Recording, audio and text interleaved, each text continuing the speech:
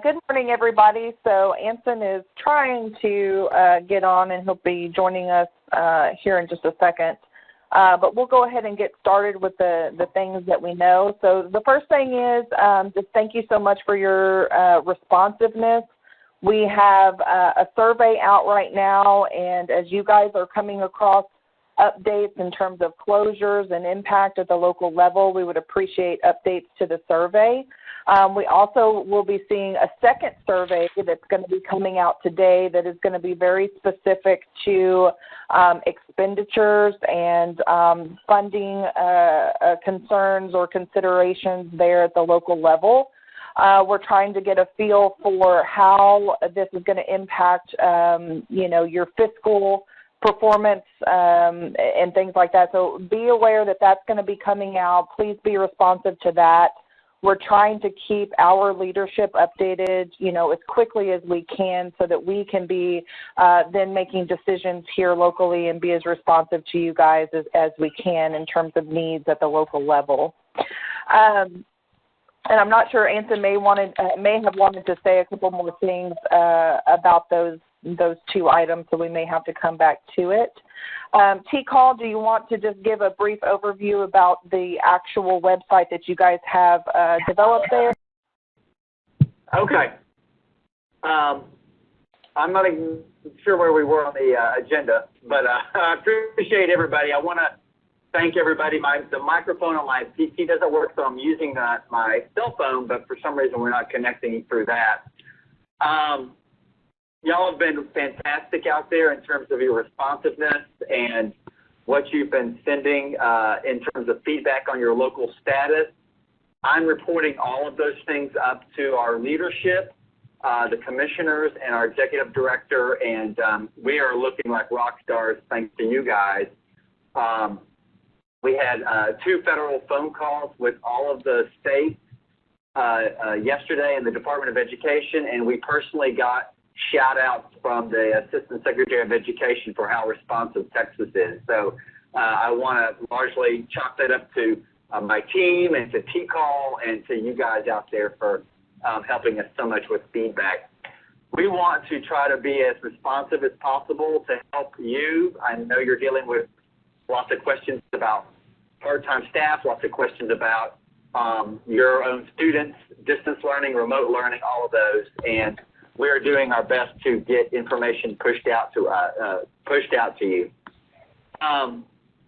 We have a survey, a new survey that's coming out today, and we're going to ask more specific questions. We've had over 100 responses to the survey I sent last week, and I thank you. That's really helped us. The new survey is going to ask more questions about staff, payments, about distance education, about closures, and things like that. So please try to respond to that by tomorrow at noon, because we're trying to provide our commissioners an update Monday morning at the latest. I wanted to let you know, T-Call, I think everybody knows, but they have a website. If you just go to the home website of T-Call, this is the first thing you see.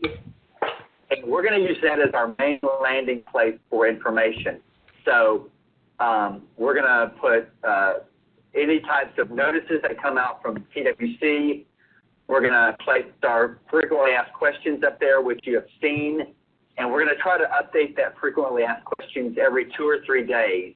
We'll have a release tomorrow morning coming out. We're getting a lot of questions in.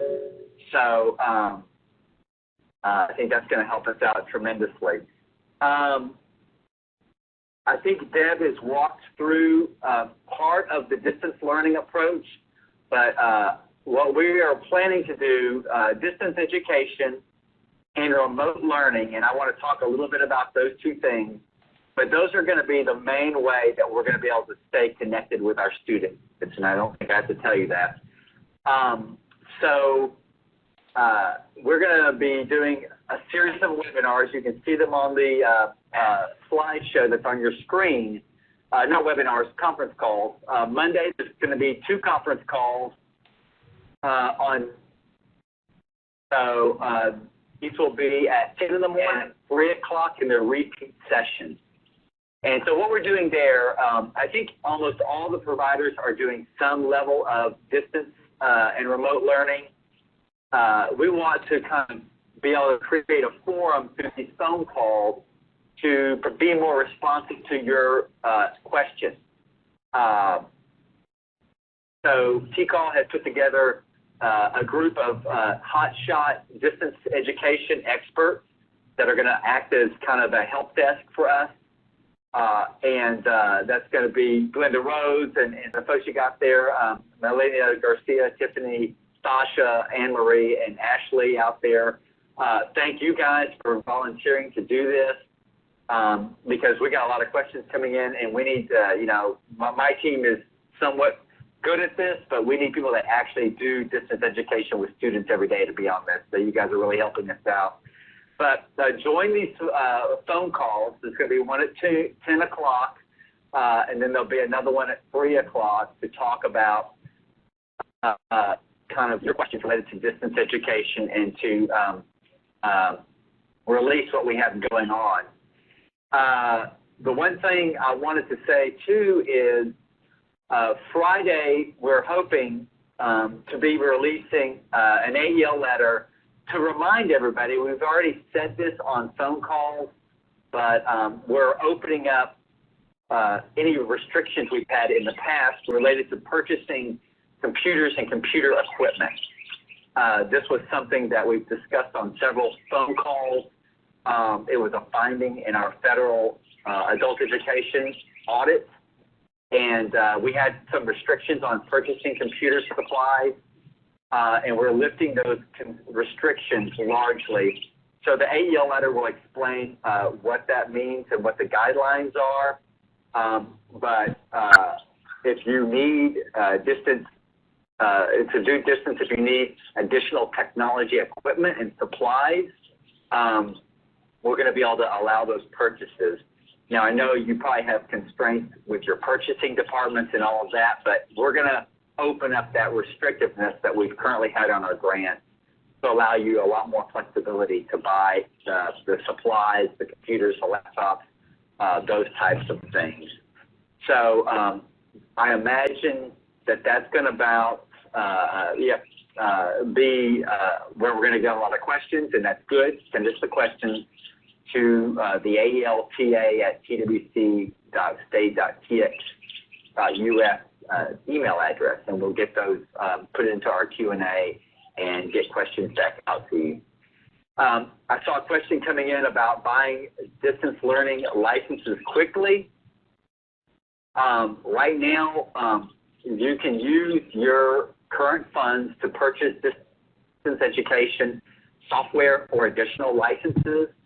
We have discussions going on right now about how to provide more funding out to you with our leadership. So we're looking at different avenues, and I'm going to go over those in a few minutes for how we can bring more money to you. But you currently have the flexibility, if you're a direct grantee, to purchase more licenses. So we're really thrilled that a lot of people are doing that right now. You may have constraints, of course, locally with your purchasing offices who are probably overloaded with all kinds of other requests. Anson? I wanted to remind you, too, there's also a lot of no-cost options out there, too. I want to talk more about distance education and remote learning when we get into the Q&A, which is going to be after in the next items. But I wanted to let you know about the conference calls that are coming up because that's going to be a place where you can get your questions answered by experts. I'll be on those calls, of course, also to provide any kind of feedback that I can provide from the state level. So let's move down to agenda item 6, financial and performance update. And here, I want to let you know that we have discussions going with leadership in 3 areas, and these are all related to money that is either already available, could be available, etc. So we've had some questions on the Q3 performance-based funding. This to remind everybody, was the measurable skills gain third, which would have been completed on March 31st. Of course, with closures and spring break, many of you weren't able to post-test students or do other types of performance assessments to earn those MSGs, and we understand that. So I'm working with Adam Leonard right now to come up with some options. Right now, one of the options that we're looking at is extend the line from March 30th to April 30th and see how things are going. We don't know how long people will be closed, so that might not always help, but that is one way that we're looking at releasing money out there, and that's a pretty quick release to people that earn the money. That doesn't help everybody out. Of course, you've got to earn the performance money. So that's where we are. We'll let you know as we learn moving towards what that's all about. The next bit of money that we're talking about is the workforce integration and follow-up funds that our commissioners approved in December. Board and AEL contract staff let me know this morning that those additional sources of funding are in our legal department, and we are in conversations with them to find out exactly where that money is in terms of being released. So those are separate contracts that will go out and provide staff-related service costs for follow-up and integration discussions. And, of course, for follow-up staff and follow-up activities, this would be a very good time for that because many of you probably are sitting on thousands or hundreds of email addresses or text phone numbers that you want to contact students, but you just need people to do that with. And I'm letting you know you can do that with your staff right now, but additional money will help. The bigger question of money that we're discussing, and we had a phone call this morning at 8:30, has to do with the re-op and de-op discussions that we've been having with you since December. So this was money that we are going to remove from contracts or grants that are very underexpended and reallocate or reobligate to grantees that are meeting expenditure thresholds and doing well with the expenditures. Of course, all of our modeling on that was based on a different world in terms of expenditures than the one we're in right now. Some of you have told me that you expect to be spending about the same as you've been spending because your boards of trustees and leadership have approved paying staff, part-time staff during this period. And then some of you aren't having that flexibility, and so you will actually have bigger balances than you might have anticipated because now you've got dozens or hundreds of teachers that aren't going to be paid because they're not having classes. So that's a very thick topic, I understand, and there's probably as many discussions happening locally as there are at our level. What my goal is to try to clear a path forward so that we can make the best decisions on who actually needs money and anticipates running out of money before next July, and then who doesn't. And your feedback on the survey we're sending out today will be the first step in us getting a good sense of where you are locally with your decision. We have questions about your forecasting on budget and whether boards of trustees and other governing bodies of schools and colleges and other organizations, what they've decided to do in terms of paying staff during this closure period. So as quickly as you learn stuff, I want to try to be right behind you with as much authority and flexibility as we can gain to get money out to you as quickly as possible. I had a phone call with a few of you. You've very candidly shared the status of the ground with you, and I appreciate that. I am feeding that directly up to our leadership and wanting to be responsive to your needs. Just so you guys know our context a little bit, it'll help put things in a bigger context. At our agency, we have a lot of programs, as you know, and some of them have emergency needs right now. We have a whole child care system that folks are trying to figure out how to manage child care so people can stay working. We have the unemployment insurance system that is going to be quickly getting filled with requests for people that are going to be laid off. And we have a lot of other needs-based programs, and those are kind of at the front of the discussion with our leadership, as you can imagine, and as rightly they deserve. But I don't want adult education to get lost because people don't think we have urgent needs. So I am messaging the needs I'm hearing from you directly up, and they are getting lots of attention. Some of you have told me you're very worried about the layoff 20, 30, 40, 50, 100 part-time teachers and then have to rehire them in May or June or July, and all of the work that that'll entail and how far you'll fall behind. Data entry clerks, other folks, you have told me you're desperately trying to find ways not to lay off. So I feel like I am learning very well what your needs are. Keep the information coming. When you get this survey today, please spend some time with it.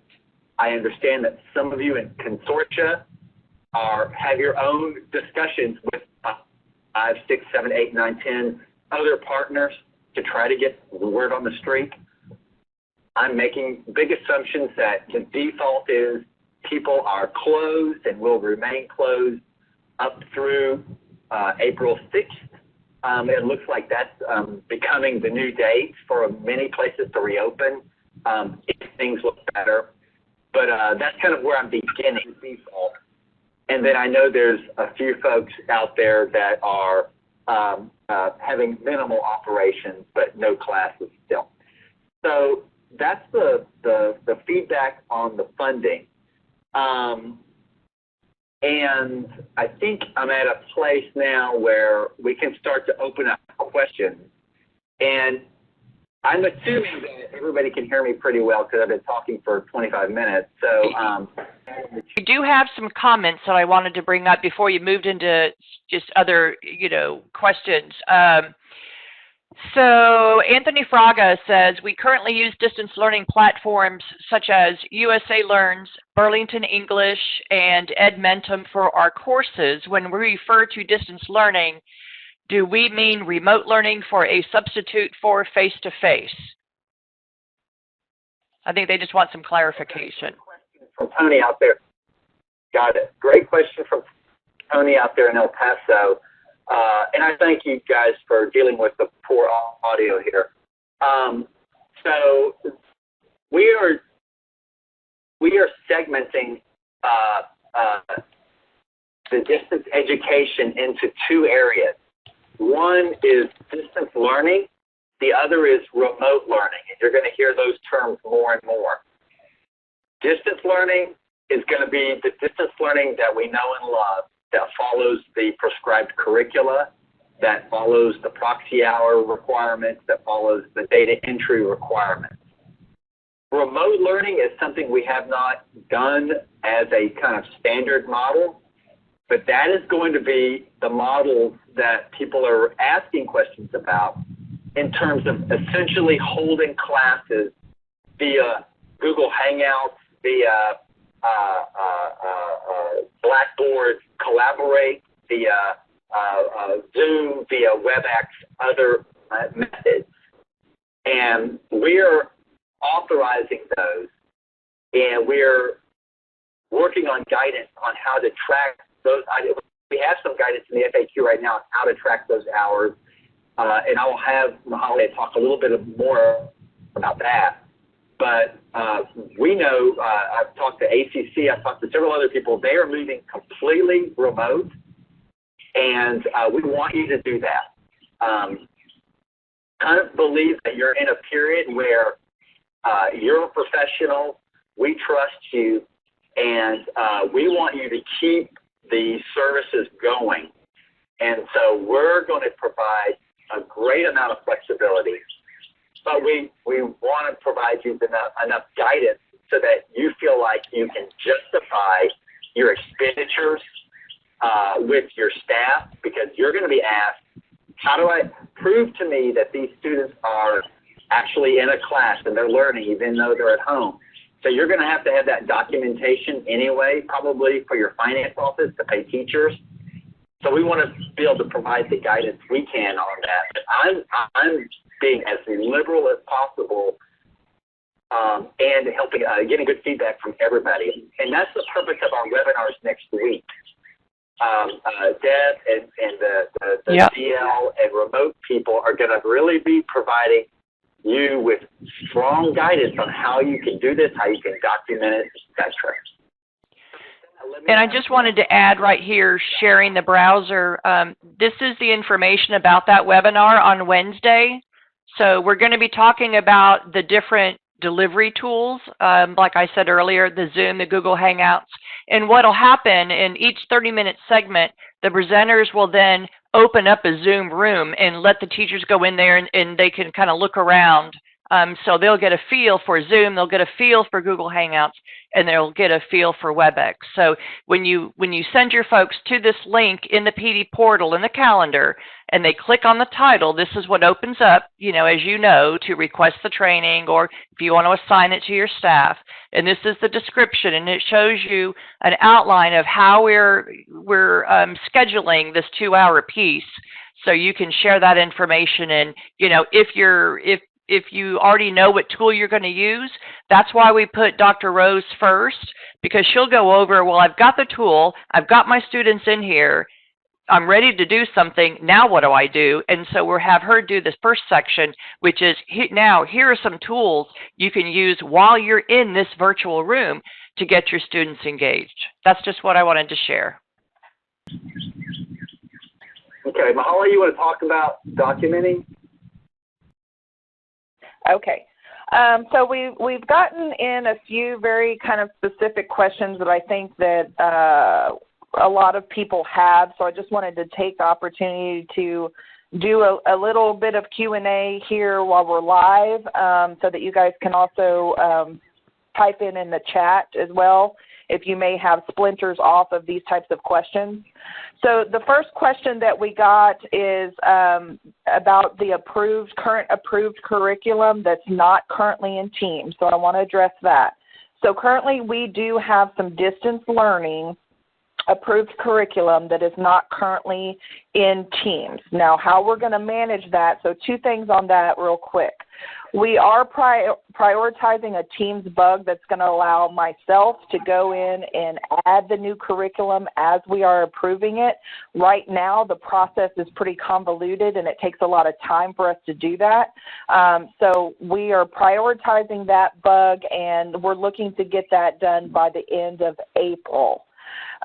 Just to kind of give you some timelines of when that will happen. In the meantime, if it is an approved distance learning curriculum, but it is not in Teams, you can use a comparable model, a comparable clock time model, a comparable mastery model. So when I say comparable, I'm not saying the exact same curriculum provider. I'm just saying a similar in terms of the model that you're using, and go ahead and put that proxy time in Teams using that comparable model. So that's the first question. The second question that we have gotten a lot of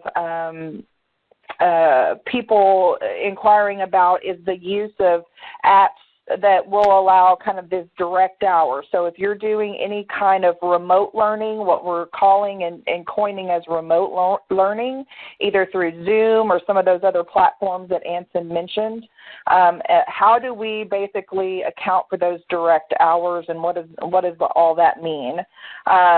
So there's 2 parts to that as well. Number one is how we're really defining the difference between what can be counted as a direct hour versus what you're going to be counting as a proxy hour. So proxy hours are only for approved distance learning curriculum. So if you're using USA Learns, for instance, or if you're using some other approved distance learning curriculum, and you're getting that information directly from that entity, you're going to put those in Teams as proxy hours just like you always have. If you're using some other app or platform that is taking the place of face-to-face through some sort of virtual classroom or virtual space, then that is going to be going in as direct contact hours, okay? And you can find this information in the AEL guide in terms of what some of those things are, whether it's a video conferencing, whether you're doing, by, like Anson said, Google Hangouts or some sort of Google Classroom platform or something like that. So those are going to go in as direct hours. Now, that being said, there is still a requirement for documentation, so I want to address that. As Anson mentioned, there's leniency here, and I want you guys to just it's kind of a common sense thing. What we're required to do is to have some way that you are verifying identity of the participant that you're going to be recording hours for. That can be done through a sign-in sheet that's more like a virtual roll call that the instructor is signing off on. That can be through, if you're doing a WebEx and you can see who's calling in and you're providing them with some sort of participant ID number that you're correlating back to that student. So there's some flexibility there in how you guys are doing this. And if you have any questions about what about this, then you can always send those to us, and we're happy to respond on a case-by-case basis. But just know, the documentation for direct hours doesn't kind of go out the window in all of this. We've got to be very thoughtful about how we're doing this.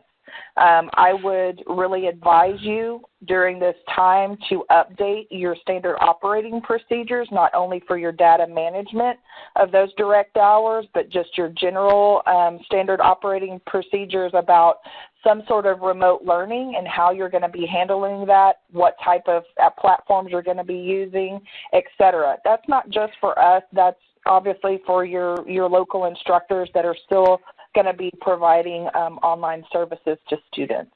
Mahalia? Yes. There's a lot of conversation going on in the chat pod, particularly Alicia, if the instruction is recorded and students access it later, is there a way to document that? And then folks are talking about Susan Gussler's comment, which I've got to scroll back up to see what that comment was. Could you speak to the feasibility of only counting synchronous hours when households are sharing one device for multiple users and may not have a solid internet access and the nation's infrastructure is unable to handle the load? Yeah, so again, that's why I mentioned, you may want to just do, we may have to go old school and just do a sign-in sheet. Okay. And put that on the instructors to verify identity of who they're working with. Obviously, there's going to be some, whether it's just either telephone call or through, an online platform like we're using right now where people are calling in. So again, I would just go back to, we're going to have some local flexibility on this, but you guys have got to come up with some sort of standard operating procedure that you're going to be working under, and that is what we obviously are going to hold you accountable for. There's certain things, that we're just required to do, and this verify identity is one of them. So we have flexibility in terms of how we're doing the remote learning and what type of platforms and technology that we're using, but that's kind of like the bare minimum, I think is a good way to frame that up. And what was some of the other questions that were coming through that maybe I haven't answered? Okay, so while you guys go through the chat pod to get questions for Mahalia, I just scrolled through it. I want to run through some questions. They're kind of all over the place, but people ask them. One, Ashley Kraus, TWC reminded everybody that purchases of supplies over $5,000 need to have the 7100 form filled out, and we've got some guidance on that. So contact your contract manager if you are going to move forward with a purchase over $5,000. And the AEL letter that I mentioned is going to be 0520. Hopefully it'll come out today or tomorrow. That's going to give you some examples of what's considered a bulk purchase, et cetera. So look for that. Tim Vinton had some questions on the follow-up dollars and the due date, or when they expire. They expire June 30th of 2021. So once those go out, it's not like you have 3 months to spend them or 2 months or whatever. You'll have a whole year plus the balance of this year to spend that money. Gracie out there in Bradsport was asking about remote testing. That question got asked yesterday on the Department of Education phone call by many of the states. Right now, there is no option for that by the vendors. So I think that's going to be one of the things that we're going to have to really just follow closely. I know this has nothing to do with adult ed, but the colleges and the Texas Higher Education Coordinating Board did talk about remote testing options for the TSIA, which are available through a vendor that the College Board uses. So don't confuse that with options we have. TABE and BEST and other test classes, they have not released anything about remote testing options. So we got our eyes squarely on that one. So thank you, Gracie, for that. Donnie out there in Weatherford asked about official documentation for paying people while they're working remotely. We'll make sure we get that work into our FAQ, and if that's not official enough, we'll come out with either a direct email from me or work a AEL letter through our processes here. But we'll try to get that authority well articulated and understood. And then I know Susan Gussler and Lori Dorsey and some other folks were just mentioning that, access is just a problem overall for students. And we have to just get comfortable with that. That's where we are on much of this. You guys are doing your best, but we could see tremendous drop-offs of students just because they don't have access, or they have 4 kids at home or 3 kids at home that are all sharing one laptop. Totally get it, totally understand.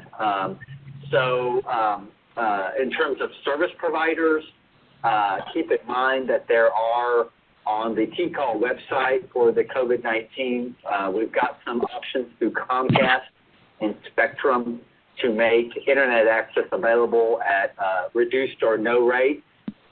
So that's something else to keep in mind. One of the things I'm going to be adding, if it hasn't been added already, so Deb just pulled up on your screens the free internet office service providers. Now there's 4 or 5 more, so that's totally awesome. So when you start getting messages out to students, and you may have staff that fall into this category also that don't have access at home, you might think that's hard to believe, but it's not. We did a survey at TWC, and there were actually several TWC employees that did not have internet at home. They're using their phones exclusively. So that's kind of how things are. So we got some free service provider options out there. This website is awesome, and I want to thank Deb and the team there, Jorge, the webmaster, who was working over the weekend on some of this stuff that's really helped us get information out. I'm going to be putting on, if it's not here at the top yet, I sent it to Lori yesterday, last night actually, but we want to, it's not there yet, but we're going to get you information right there under grantees and service providers where the mouse is, information on helping students apply for unemployment insurance. We've got a great website, and I wanted to give you a direct link because your students are living on the margins often already, and now those folks are often the first folks that are working in service industries. So maybe one of the best things you can do for them, aside from saying you can keep doing, your learning remotely or through distance, but you might want to help them get unemployment insurance. And the website is very good, a lot of information, and that's how we might be able to be the best connectivity for our students right now. So look for that information to get refreshed on the CCAL page sometime today. I'm sure they're going to get to that. Anyway, let's go back to questions that Mahalia was fielding. I know there was some coming in, and we're going to keep on moving forward here. One more thing that I wanted to bring up, and this was a question that we got this morning from Leslie, and I thought it was very important to get this information out because it's going to be a useful tool for you guys in the next couple months. And her question had to do with the fact that obviously with more people going to remote learning and distance learning options, if they basically are not having the responsiveness from the students and students are kind of falling off, she wanted to know if there was going to be, in terms of impact to performance and how all of that was going to work. This, again, is another question that we have posed to Octane and where a lot of states have, which is basically if students just start kind of exiting en masse. And we're going to get some information from them, I think, pretty quick on some of this stuff. But in the meantime, I just wanted to bring up a couple of things that you guys have as options right now. So one of them is going to be planned gap in service. So if you have students right now and you can pull your POP report and you can start to see which students maybe are not being responsive to your distance learning or your remote learning, then, you're going to see that sort of tick mark in terms of when they're getting closer to this exit date. Now, what you can do is if you're in contact with the student and it's like, hey, I'm having these child care issues, I've lost my job, they've got these things going on, you can then put that student into a planned gap potentially. And a planned gap is going to be for someone who is going to be basically out for more than 90 days and up to 180 days. And what that does is that basically suspends that exit date so they don't start falling into all this performance. Since we really don't have any updates for right now for this call in terms of if they're going to be modifying performance on some of these things and all that stuff is kind of in the air for us, I just wanted to remind everybody that this is an option that's out there. Now, there are certain requirements for the planned gap. You can find those in the AEL letter. 0119. We also have a technical assistance bulletin out there, technical assistance bulletin 281. So those are good resources for you, for those of you, and I know a lot of people are not currently using planned gap as an option, but this is a good time to go in and kind of learn more about it and start to manage that locally. So you don't have a bunch of people just falling into exit-based performance just because of this event that we're in right now. So we're encouraging you guys to utilize that if it's applicable. So that's always an option as well. So those are some of the big questions that we have coming in, and I'm happy. I think Anson and I, if you guys have other questions, we're happy to answer those during this time. There are a few that were coming in towards the end. Testing remotely is not allowed. Will MSG targets be waived? And I think just a clarification and confirmation that these virtual classrooms, as long as you can confirm you're with the students and they're there, that they can be counted as direct contact hours. Yes, and that's the current guidance. And this isn't something that's just, I want to make it kind of clear because we've been having some general questions about this earlier in the program year as well as people were just trying to expand their virtual classrooms to more rural areas and things like that. This has kind of always been an option for direct hours. So I don't want you guys to think that this is, something that's, been implemented just because of the current atmosphere. But yeah, as long as you can get direct hours from a telephone call, Again, just you want to document and have procedures for how you're going to document that time with the student and how you're going to verify their identity. I would really suggest that you utilize your participant ID numbers. I want to stress not to be utilizing, Social Security numbers or any other kind of identifying information at this point in time. So that's going to be a little bit more of a challenge on your end because you're going to have to provide some sort of unique identifier for the individuals so that when they're joining calls and you're doing a roll call or you're getting information from a WebEx or something like that, that you have a way to kind of trace that back to do the direct hour documentation in Teams. So just make sure that, you guys have those procedures in place and that you've, discussed that. But a telephone call certainly can count for direct hours as long as you are identifying the participants on the call and documenting it. And I will say, I know I said Technical Assistance Bulletin 281, but I think we actually repealed that and put that information into AEL Letter 0119.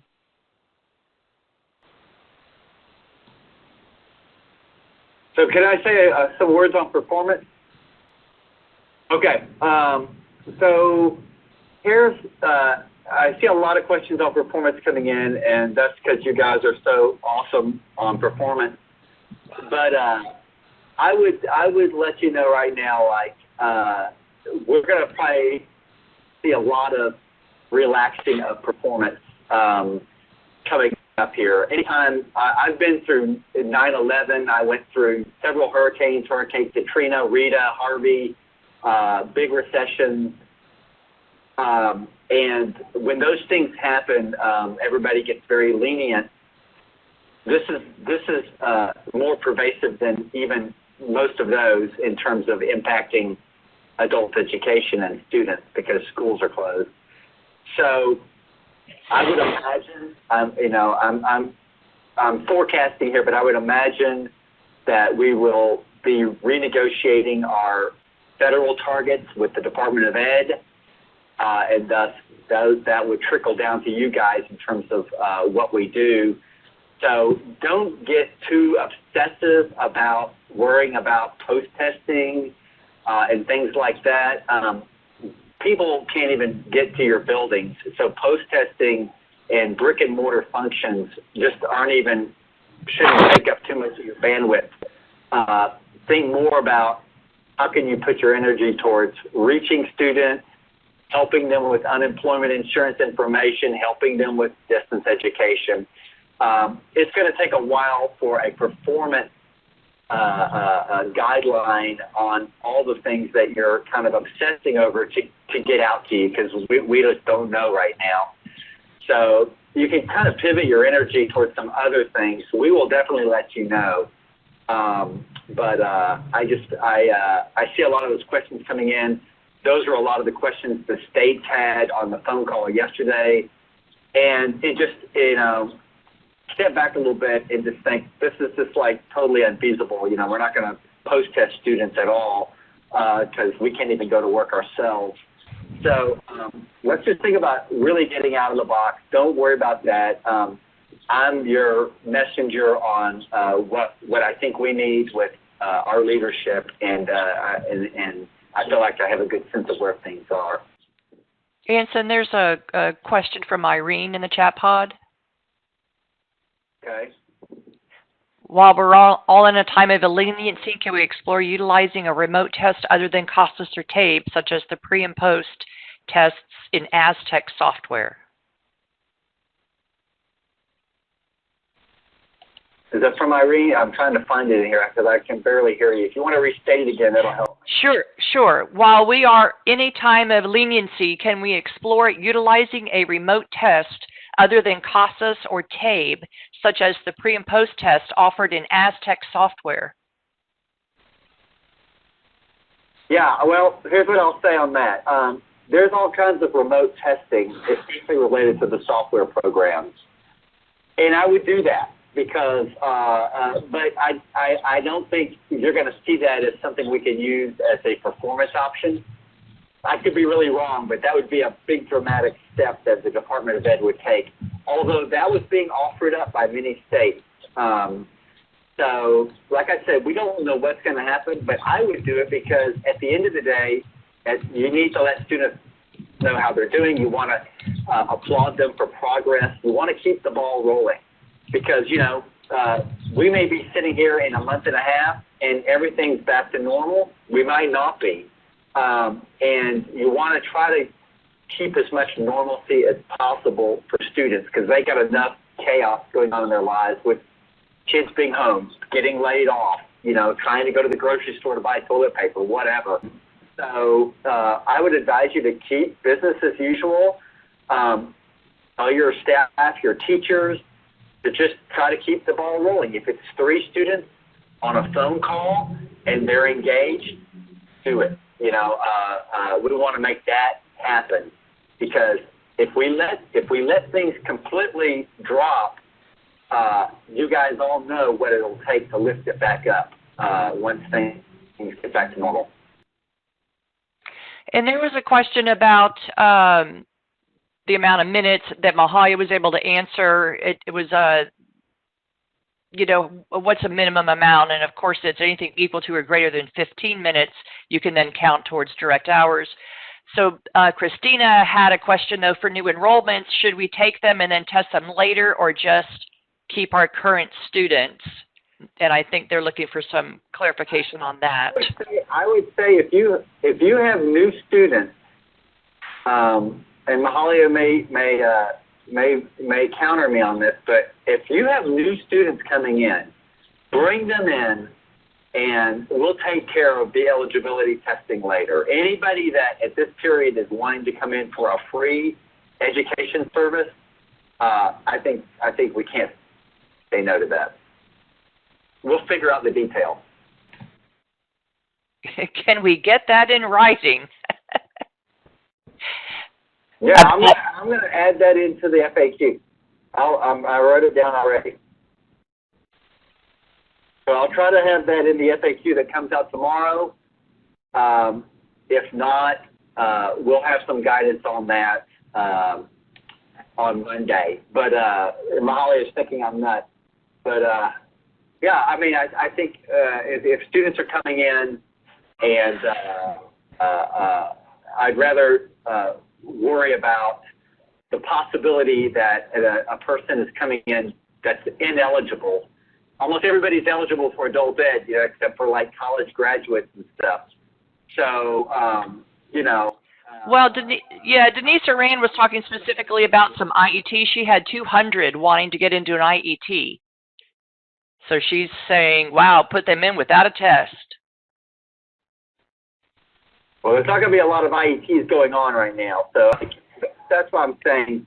By the time things get back to normal, you'll have had time, to give a post test, and then we'll address it. I think it's a low risk, and I could be wrong, but I can't see anybody out there on this phone call wanting to tell somebody coming in for services to go back and come back when things settle down, unless that's your local policy and they're not going to allow people to come in at all. But I'm going to call it.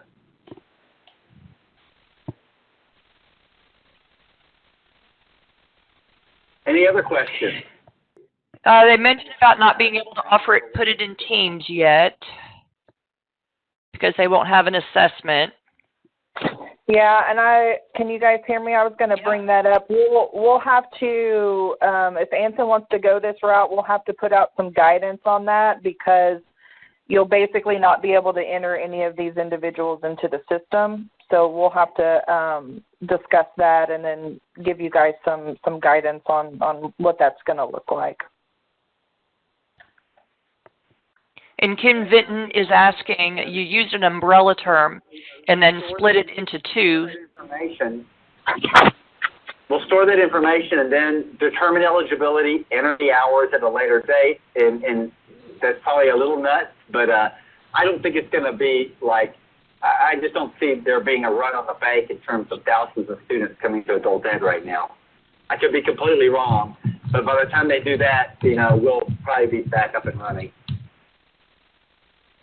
What you will have, though, are a lot of people becoming unemployed and looking for help. And if you're paying staff, you might want to start helping them navigate that. Kim is also asking, the evaluation survey is due March 27th. Has that been extended, Anson? Yeah, I just wrote that down. Thank you, Kim. We have a survey out there for evaluation we're doing. It probably seems very inconsequential right now, but it is important for us. I saw last night there was like 30 responses, so that's awesome. But I would for sure say we'll give an extension to that because that's a very low priority right now.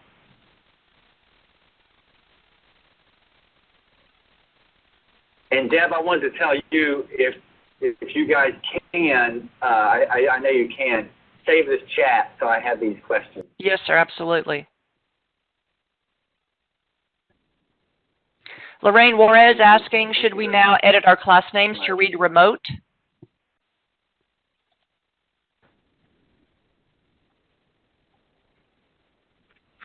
Hi, Deb, it's me. Holly answer that. I don't think that's going to be necessary. I think because we're still, we're basically just saying you can do what you've always been able to do. So I don't think we necessarily need that designation. You're going to be entering direct hours, that are in compliance basically with what is available. So I don't think we need to kind of designate that, at least at this time. If we want to add something down the road in Teams in terms of a coursework drop down or something like that, we will, but I don't think you need to do it in your naming conventions unless that's just something that you guys decide locally that you want to do.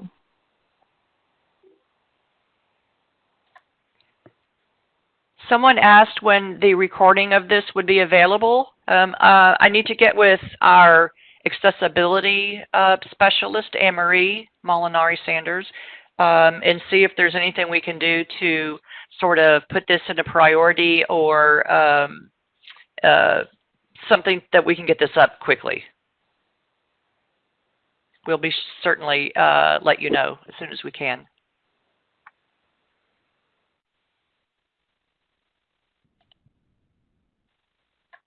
Ann Savino made a comment, all IETs still require concurrent basic skills, even and especially if a complete online occupational training is occurring. That's a great question. And I saw somebody else saying that there was some complete online training happening out there. I think we're going to get flexible on the concurrent. We have to. So as long as you're going to be able to document, I'm assuming they're doing some sort of online basic education through Aztec or something. As long as that's going on, I think we want to keep the trains moving on that. Like I said, I'll fight if there was ever any kind of problem with that with the U.S. Department of Education, which I can tell you I just do not think that will happen.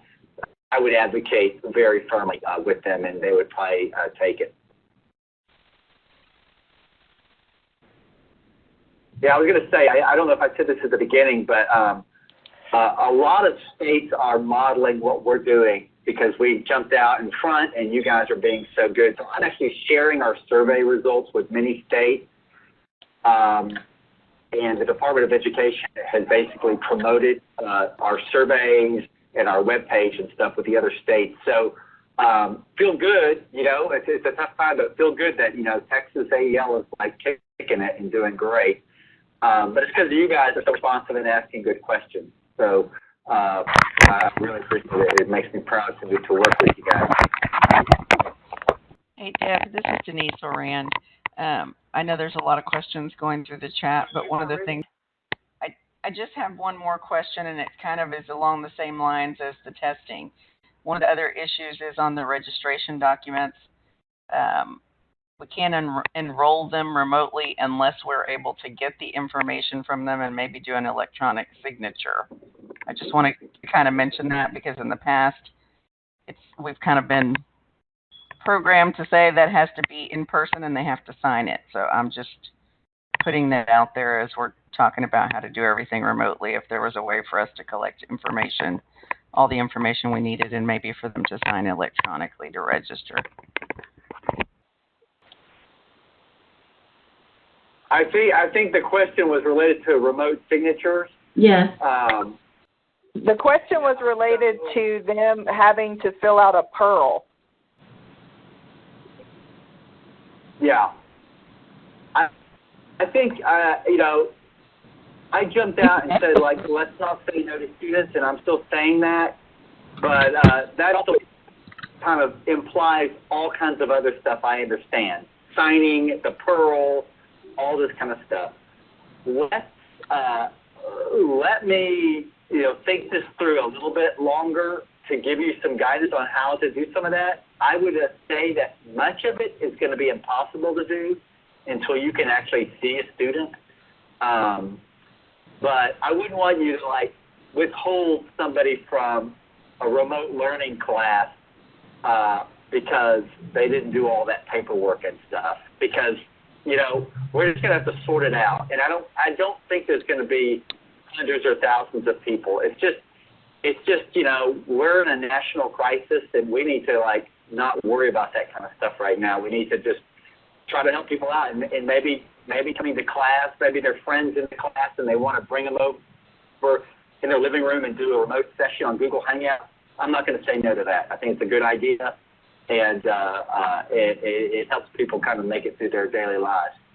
Hey, Anson, before we go, I know you were wanting questions on this or to address this, but Tony Fraga is asking if you're going to take any questions regarding deobligated funds.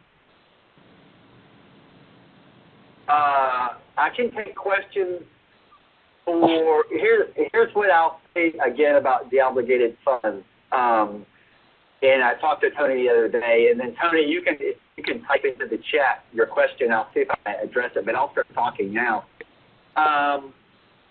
So the world that we were working under with the deobligations has dramatically changed.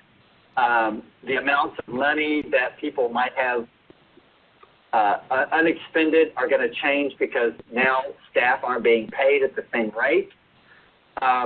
Some programs like your own out there in Socorro may continue with a very stable budget because your Board of Trustees has agreed to keep paying staff. So we're going to have to reevaluate expenditures and how much money people think they need moving forward if they were to receive future money. And the survey that we're going to send out today is the first step in doing that, because it's going to give us a more defined sense of where you are in your organization on expenditures, on operations, and things like that. So what I'm proposing with the staff at TWC is we look at the survey, we reassess our calculations and everything, and then most likely we're going to have to start making phone calls and stuff next week if there's going to be additional stuff that we're going to need to do to get a better sense of what's happening out there in terms of funding needs. And that's what I know right now. But like I said, I'm about 3 hours out of a discussion on that this morning, so there's a lot of additional clicks to go on this before we have a little bit more definite stuff. But as I see, Tony, you're saying you've got to have board approvals in April. That's something I wanted to remind everybody about. We're in March, but if your local boards of trustees, they're going to be meeting on emergency items.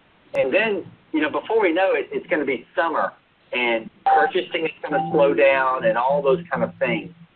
So think about that, because if you wanted to buy more laptops or wanted to buy software, but you need a requisition and it's got to be approved by your board, you've got to get in front of that right now, because first off, there'll be a lot of things in the queue at your organization, and then, you know, who knows, finance offices may be closed, and then they may open up for the summer because they got so much to deal with.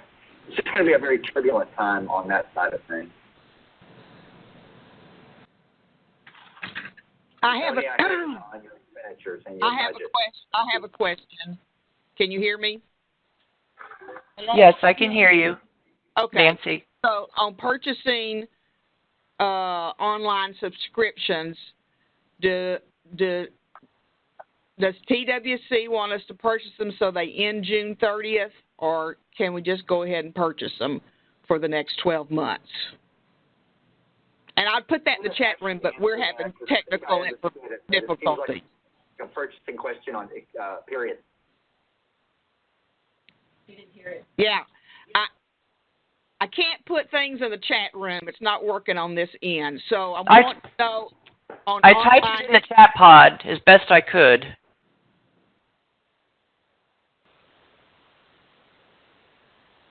So Ashley says as long as the purchase is made before the end of the contract.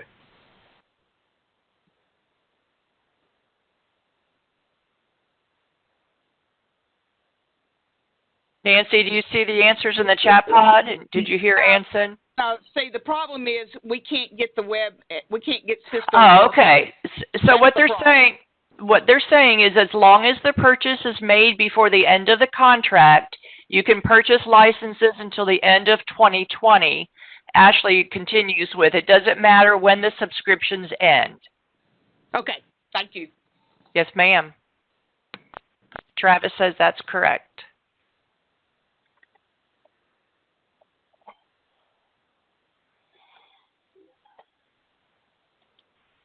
Johnny Lynn is asking, oh no, Johnny Lynn, he meant the TWC folks, yeah, contract folks.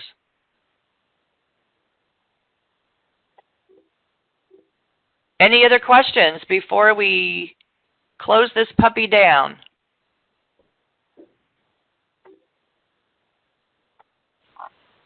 All right. Hey, this is Jenny Morris. Can you hear me? Yes, ma'am. Oh, good. Okay. I didn't know how to star 6. Hey, just to clarify, if our board directors or board school board has decided during this time of state of emergency to pay the employees of our district, we are to follow suit with that with the TWC money and pay our adult ed staff as well.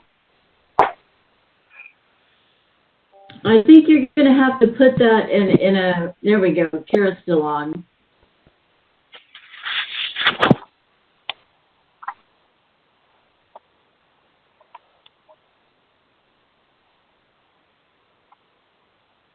Yeah, Kara answered yes. Yeah. Okay. I was worried that, I don't know what I was thinking. I'm just trying to figure it out. Yeah, Kara's saying you still have to pay your teachers no matter what. Okay, that's what I want to make sure. I just didn't want to misuse the money or, not use it right. Kim Fitton's asking, pay part-time teachers even if they're not teaching? Yes, Kara says. Okay. Thank you. Okay, and this is Mignon. I have one question follow-up with that. For our teachers that are part-time, we can pay them. What about a paraprofessional that is assisting them in the classroom, is not the teacher of record, but they're in there assisting? Do you mean like an instructional aide? Yeah. Will we be able to pay them also during this time? I think we're talking about any of your staff. Okay. Well, and I thought so. I just wanted to clarify. So we'll just be able to continue to pay them just like full-time people at this point, just to get through this. Well, I think we're waiting to hear from the grants. Yeah. Kara says whomever gets paid from the grant should still be paid from the grant. Okay, All right. now, this is Jenny again, but there's a conflict in the district that some of my staff is considered hourly employee, and it's not adult ed, just so you know. But if I have them work over this time, then they would earn time and a half because it would put them over 40 because the district's going to pay them 40 hours. How is that going to work with my adult ed staff? Let's say they're 32 hours a week, and they're working now, and they go over 40. Maybe someone in grants can unmute themselves, Kara or Travis. I don't know who answers that question. Okay, let me make this clear. We are saying from TWC that anybody that is to be paid from your grant needs to continue to be paid from your grant. Not necessarily a time and a half, but at least a base salary. Any other guidance, I would refer to your local or to your internal HR department and let them determine from there. Okay.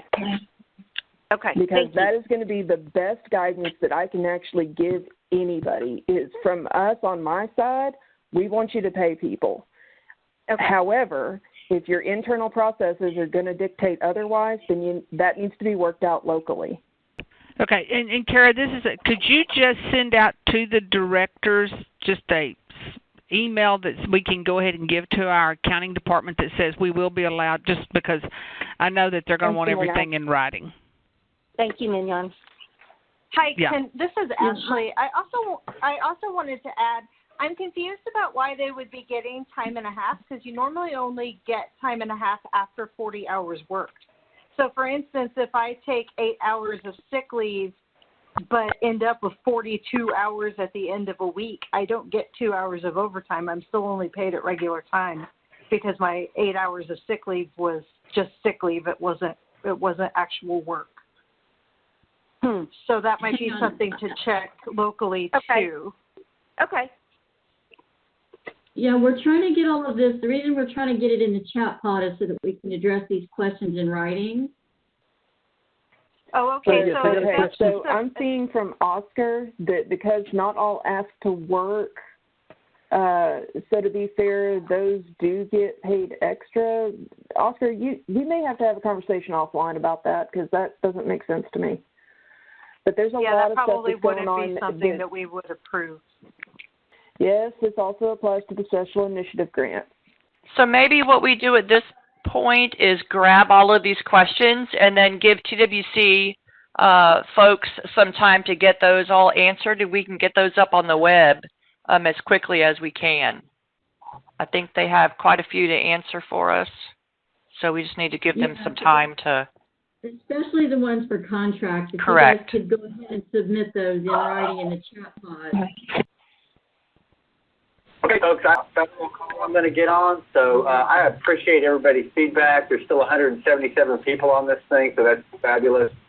But yeah, we're getting into real specific questions, and I'm glad. But send them in to, if they're contract questions, you can send them to the BAEL website. You can find it on the TCAL webpage, the COVID-19 webpage. Or if it's a programmatic question, you can send it to the AELTA web address or email address that's on the TCAL webpage.